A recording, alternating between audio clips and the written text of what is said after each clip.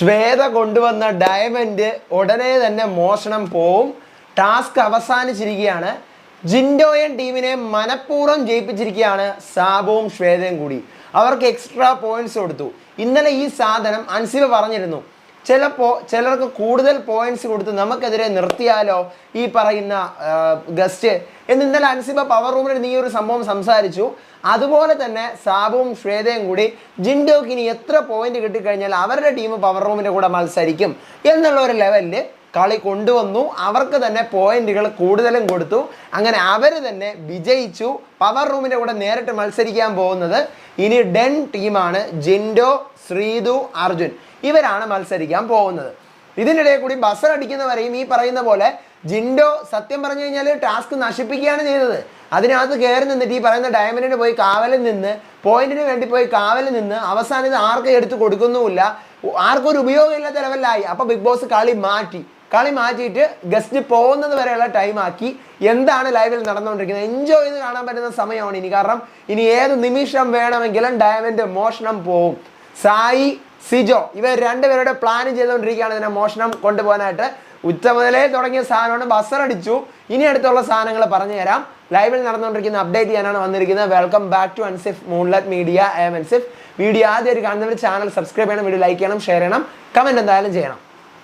അപ്പോൾ നമ്മുടെ ലൈവില് സായിയും ടീമും അവർ ഇതിനെ മോഷ്ടിക്കാൻ വേണ്ടി എങ്ങനെയെങ്കിലും നമുക്ക് വീട്ടിനകത്ത് കയറണം. ഒരു വീട്ടിൻ്റെ വെളിയിലാണല്ലോ, നമുക്ക് വീടിനകത്ത് കയറണം, നമുക്ക് ഗസ്റ്റ് എന്ന് പറഞ്ഞുകൊണ്ട് കയറാം എന്നും പറഞ്ഞുകൊണ്ട് ഇവർ ആദ്യം പ്ലാൻ ഉണ്ടാക്കുകയാണ്. വീടിനകത്ത് കയറാൻ വേണ്ടിയിട്ടുള്ള പ്ലാൻ ഉണ്ടാക്കുന്നു. ഇവർക്ക് വീടിനകത്ത് കയറി എങ്ങനെയെങ്കിലും തപ്പി ശ്വേതാ മേമിനെ കാണണം.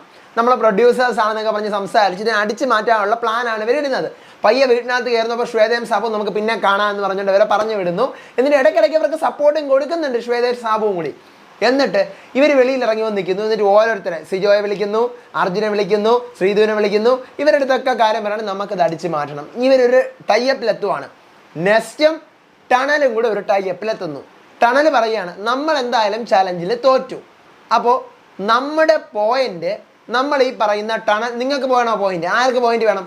ടണൽ ടീമിന് നമ്മൾ പോയിന്റ് കൊടുക്കാം. ടണലല്ലോ, നമ്മളെ ഡെൻ ടീമിന് പോയിന്റ് കൊടുക്കാം. അതായത് ജിൻഡോയുടെയും ശ്രീധുവിൻ്റെ അർജുൻ്റെയും ടീമിന് നമ്മൾ പോയിന്റ് കൊടുക്കാം. നമ്മൾ അവർക്ക് പോയിന്റ് കൊടുത്തു കഴിഞ്ഞാൽ അവർക്ക് ഏറ്റവും കൂടുതൽ പോയിന്റ് ആവും. അപ്പോൾ അങ്ങനെ അവർക്ക് ഏറ്റവും കൂടുതൽ പോയിന്റ് ആയി കഴിഞ്ഞാൽ അവർക്ക് തന്നെ നേരിട്ട് ആരുടെ കൂടെ മത്സരിക്കാം? പവർ റൂമിൻ്റെ കൂടെ മത്സരിക്കാം. നമുക്ക് മത്സരിക്കേണ്ട, പക്ഷേ കല്ല് നമുക്ക് അടുത്ത് തരണം. പക്ഷേ ഈ പറയുന്ന പോലെ ജിൻഡോ അത് തൊലച്ചുകൊണ്ട് വലിയ നന്മ മരം ഞമഞ്ഞുകൊണ്ട് അവിടെ കയറി നിൽക്കുന്നുണ്ട്. പക്ഷേ ജിൻഡോയുടെ കളിയൊക്കെ കൊള്ളാം. പക്ഷേ ഈ പറയുന്ന ടാസ്ക് ഇത് മോഷ്ടിക്കൽ ടാസ്ക് അല്ലേ? അപ്പോൾ ഇത് മോഷണം പോകണമല്ലോ. ജിൻഡോ ഇതിനെ മോഷണം പോകാൻ സമ്മതിക്കാതെ, എന്നാൽ സ്വന്തമായിട്ട് എടുക്കുമോ അതുമില്ല. ഇടയ്ക്കിടയ്ക്ക് എടുക്കുന്നുണ്ട്. പക്ഷേ അത് കാണിക്കുന്നത് ഈ ബാക്കിയുള്ളവരിൽ നിന്നും പ്രൊട്ടക്ട് ചെയ്യാനും കഥ വഴി തിരിച്ചു വരാനുമാണ് ജിൻഡോ അങ്ങനെ കാണിക്കുന്നത്. അല്ലാതെ ജിൻഡോ ഇതിനെ എടുക്കുന്നുമില്ല, ബാക്കിയുള്ളവരെ എടുക്കാൻ സമ്മതിക്കുന്നുമില്ല, അവരെ ഹെൽപ്പും ചെയ്യുന്നില്ല, ഒന്നും ചെയ്യുന്നില്ല. അപ്പം നേരെ പോയി ഈ സംഭവം സിജോ പോയിട്ട് പറയുന്നുണ്ട്, ജിൻഡോ നിങ്ങൾക്ക് പോയിന്റുകൾ നമ്മൾ തരാം, നിങ്ങൾക്ക് പവർ റൂമിൻ്റെ കൂടെ മത്സരിക്കാം. അങ്ങനെ നിങ്ങൾ പവർ റൂമിൽ കയറി കഴിഞ്ഞാൽ നിങ്ങൾക്ക് ഈ ആഴ്ചയും അടുത്ത ആഴ്ച അതിൻ്റെ അടുത്ത ആഴ്ചയും ഒക്കെ നിൽക്കാം. ഈ കല്ല് ഒരൊറ്റ ആഴ്ചത്തെ നോമിനേഷൻ മാത്രമേ നമ്മളെ സേവ് ചെയ്യാൻ പറ്റത്തുള്ളൂ. നിങ്ങൾക്ക് ഏത് വേണം? അതെനിക്ക് പവർ റൂം മതി. പക്ഷേ പവർ റൂമിൽ വരണമെങ്കിൽ എനിക്ക് ഏറ്റവും കൂടുതൽ കോയിൻ കിട്ടിയാൽ മാത്രം പോരല്ലോ, അവരുടെ കൂടെ ഏറ്റുമുട്ടി ജയിക്കുകയും വേണമല്ലോ. അപ്പോൾ സിജോ പറയണേ, ജയിച്ചാലോ? നിങ്ങൾ ജയിച്ചു കഴിഞ്ഞാൽ അടുത്ത ആഴ്ച ഓട്ടോമാറ്റിക്കലി നിങ്ങൾക്ക് കിട്ടും. അതിൻ്റെ അടുത്ത ആഴ്ച ഈ മത്സരിക്കാൻ ബാക്കി 3 ടീമുകളും കൂടെ വരുന്നത് നിങ്ങളോടാണ്. വീണ്ടും നിങ്ങൾ ജയിച്ചു കഴിഞ്ഞാലോ അങ്ങനെ കിട്ടും. അതായത് സിജോ മൂന്നാഴ്ച എന്ന് പറയുന്ന കണക്ക് അതാണ്. അടുത്ത ആഴ്ച ഫുള്ളായിട്ട് കിട്ടും. അത് കഴിഞ്ഞിട്ടുള്ള ആഴ്ചയിൽ ചലഞ്ചിൽ ഈ പവർ റൂമിൻ്റെ കൂടെയാണല്ലോ ബാക്കിയുള്ള 3 ടീം മത്സരിച്ചിട്ട് വരാനുള്ളത്. അപ്പോൾ ഓൾറെഡി നമുക്ക് അവിടെ ഫിക്സ്ഡ് ആണ്. മത്സരത്തിൽ ജയിച്ചാൽ മാത്രം മതി, ആ ഒരു ലെവലിൽ. അപ്പോൾ നിങ്ങൾക്ക് പറ്റും. അപ്പോൾ അങ്ങനെയാണെങ്കിൽ നിങ്ങൾ ഈ കല്ല് തരുമോ? അപ്പം ജിൻഡോ പറയണം, ഞാനിത് തരാം, ഞാനിത് എടുത്ത് തരാം. ഇത് എനിക്ക് അവർ തരും. എനിക്ക് മോഷ്ടിക്കാൻ ഞാൻ മോഷ്ടിക്കുന്നില്ല. എനിക്ക് പവർ റൂം കിട്ടുകയാണെങ്കിൽ ഞാൻ ഈ കല്ല് നിങ്ങൾക്ക് തരാം. അല്ല, എനിക്ക് പവർ റൂം കിട്ടിയില്ല എന്നുണ്ടെങ്കിൽ എനിക്ക് കല്ല് വേണമല്ലോ, എനിക്ക് കല്ല് വേണം എന്നുള്ള ലെവലിലാണ് ജിൻഡോ നിൽക്കുന്നത്. അപ്പം ഈ പറയുന്ന പോലെ ടാസ്കിൻ്റെ ബസർ അടിച്ചു കഴിഞ്ഞാൽ പിന്നെ ഈ പറയുന്ന പോലെ കല്ല് എടുക്കാൻ പറ്റത്തില്ല. ബിഗ് ബോസ് അങ്ങനെയാണ് പറഞ്ഞിരിക്കുന്നത്. അങ്ങനെ ഈ പറഞ്ഞാണെങ്കിൽ പ്ലാനിങ്ങുകളൊന്നും നടക്കുന്നുമില്ല. അവസാനം ബസർ അടിക്കുന്നു, ഈ കല്ല് വാരം തൊടുന്നില്ല. ജിൻഡോ ഈ ബസർ അടിക്കുന്ന സമയത്ത് പോലും ഇങ്ങനെ നോക്കിയിരിക്കുകയാണ്. എന്നാൽ ഇവൻ എന്ത് ചെയ്യണം?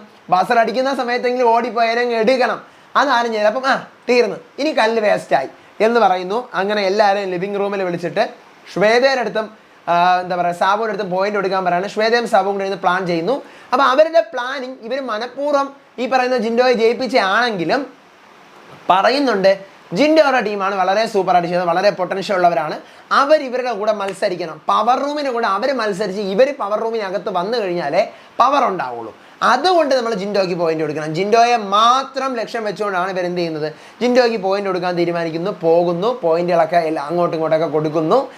എന്നിട്ട് ഏറ്റവും നെക്സ്റ്റ് ടീമിന് 305 പോയിന്റ്, അതായത് സിജോയുടെ ടീമിന് 305 പോയിന്റ്, ഡെന്ന് ടീമിന് അതായത് ജിൻഡോയുടെ ടീമിന് 485 പോയിന്റ്. ഇവർ മനഃപൂർവ്വം കൊടുക്കുന്നത് തന്നെ മറ്റേ ടണൽ ടീം അവർക്ക് ഇന്നത്തെ ഡേയിൽ കുറേ പോയിന്റ് കിട്ടിയിരുന്നു, കുറേ പോയിന്റ് അവർക്ക് കിട്ടി.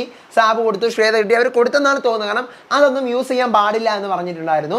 എന്നിട്ട് കൊടുത്ത പോയിന്റ് വേണമെങ്കിൽ തിരിച്ചു വാങ്ങിക്കാമെന്ന്. അപ്പോൾ അവരെ തിരിച്ച് വാങ്ങിച്ച് മൊത്തം വീതം വെച്ചിൽ അവരൊക്കെ വേണമെങ്കിൽ ജയിപ്പിച്ചു.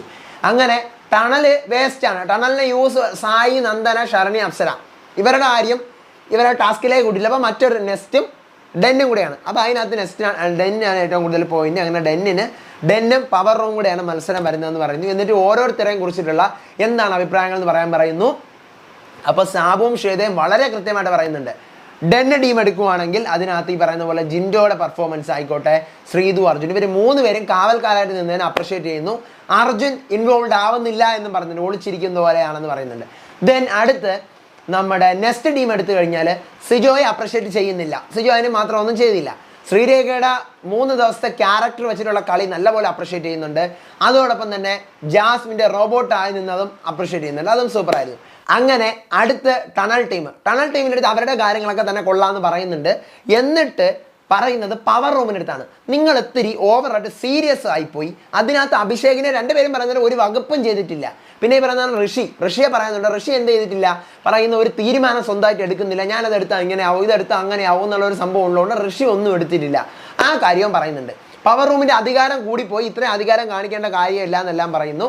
എന്നിട്ടാണ് ബിഗ് ബോസ് ഡെന്നിനും പവർ റൂം കൂടെയാണ് നേരിട്ട് മത്സരിക്കാനുള്ളത്. മാത്രമല്ല നമ്മുടെ മാണിക്യം ഡയമണ്ട് മോഷ്ടിക്കാൻ ഇനിയും അവസരമുണ്ട്. ഡയമണ്ട് കൈക്കലാക്കണം.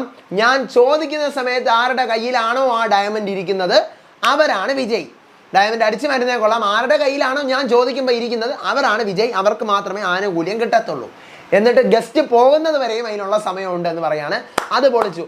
പക്ഷേ ഞാനൊരു കാര്യം പറയട്ടെ, ഇപ്പം ഈ ഡയമണ്ട് ഇപ്പോൾ ഒരാൾ എടുത്തു കഴിഞ്ഞാൽ അത് കൈമാറി മാറിപ്പോവും. ബിഗ് ബോസിന് ഇഷ്ടമുള്ള, ബിഗ് ബോസിന് പാർഷ്വാലിറ്റി ഉണ്ടെന്ന് നിങ്ങളൊക്കെ കുറേ പേര് പറയുന്നുണ്ടല്ലോ. ജാസ്മിനടുത്ത് പാർഷ്വാലിറ്റി ഉണ്ട്, റസ്മിനടുത്ത് പാർഷ്വാലിറ്റി ഉണ്ടെന്ന്. ഇത് വെച്ച് നമുക്ക് കണ്ടുപിടിക്കാം. ബിഗ് ബോസ് പറയുന്ന ഒരു സമയത്ത് ആരുടെ കയ്യിലിരിക്കുന്നോ മാണിക്യം അവർക്ക് മാത്രമേ സ്വന്തമാക്കാൻ പറ്റത്തുള്ളൂ. അതിൻ്റെ പവർ അവർക്ക് മാത്രമേ കിട്ടത്തുള്ളൂ. അങ്ങനെ ആരെങ്കിലും ബിഗ് ബോസ് സേവ് ചെയ്യുമെങ്കിൽ കുറേ പേര് പറയുന്ന കേട്ടിട്ടുണ്ടല്ലോ, ബിഗ് ബോസ് അവരെ സേവ് ചെയ്യും, ഇവരെ സേവ് ചെയ്യുന്നു, മനഃപൂർവ്വം. അപ്പം അങ്ങനെ ഒരു സാധനം ഉണ്ടെങ്കിൽ ഈ പറഞ്ഞ പോലെ ജാസ്മിൻ്റെയോ റസ്മിൻ്റെയോ അല്ലെങ്കിൽ ബിഗ് ബോസ് ഫേവറേറ്റിസം കാണിക്കുന്നു എന്ന് നിങ്ങൾക്ക് തോന്നുന്ന ആരുടെയെങ്കിലും കയ്യിൽ വരുമ്പോൾ ബിഗ് ബോസ് അനൗൺസ് ചെയ്യും, ബസറടിക്കും, മാണിക്യം കൊണ്ടുവാ എന്ന് പറയും. അല്ല എന്നുണ്ടെങ്കിൽ ബിഗ് ബോസ് ഒട്ടും പ്രതീക്ഷിക്കാത്ത ആൾക്കാരുടെ കയ്യിലാണ് ഇത് വരുന്നതെങ്കിൽ നമുക്ക് നോക്കാം, ബിഗ് ബോസിന് ഒരു പാർഷ്വാലിറ്റി ഇല്ല. ഇവിടെ വെച്ച് നമുക്ക് ആ സാധനം പിടിക്കാം. എന്ത് പറയുന്നത്? അപ്പോൾ എല്ലാവരും ആഹാരം കഴിക്കാൻ പോയിരിക്കുകയാണ്. ഇനി ഉറക്കമില്ലാത്ത രാവാണ്, എപ്പോഴാണിത് മോഷണം പോകണമെന്ന് അറിയത്തില്ല. വെയിറ്റ് ചെയ്തിരിക്കാൻ. നമുക്ക് അടുത്ത അപ്ഡേറ്റുമായിട്ട് വരാം, വിശേഷമായിട്ട് വരാം. അപ്പോൾ ചാനൽ സബ്സ്ക്രൈബ് ചെയ്യണം, വീഡിയോ ലൈക്ക് ചെയ്യണം, ഷെയർ ചെയ്യണം, കമൻറ്റ് ചെയ്യണം.